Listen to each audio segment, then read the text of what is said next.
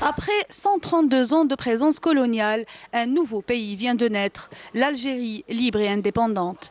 Le 5 juillet 1962, une date mémorable qui marque la fin de l'occupation coloniale française. Ce jour-là, ils étaient des milliers à fêter l'indépendance, des drapeaux sortent de toutes parts, l'enthousiasme est indescriptible, une marée humaine, des hommes, des femmes et même des enfants crient leur joie.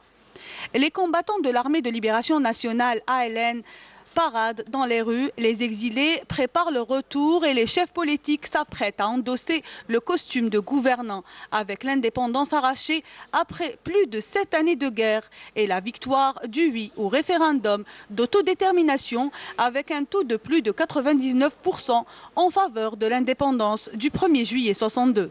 Le 5 juillet 1962 a concrétisé une victoire acquise depuis la signature des accords d'Évian entre la France et le gouvernement provisoire de la République algérienne, le GPRA, le 18 mars 1962. Le fruit des sacrifices avait déjà commencé à se traduire au moment du cessez-le-feu au lendemain.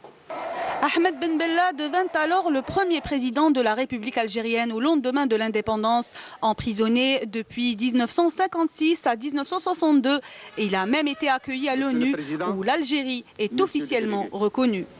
Le peuple algérien qui a connu, vécu et souffert bien des guerres veut de toutes ses forces contribuer à bâtir solidement les assises de la paix. En l'accueillant parmi vous, vous lui avez ainsi prouvé votre confiance. L'Algérie fête ses 56 ans d'indépendance, une date historique qui exprime l'attachement du peuple algérien à sa terre, sa patrie et sa liberté. Une liberté payée par le sang des martyrs.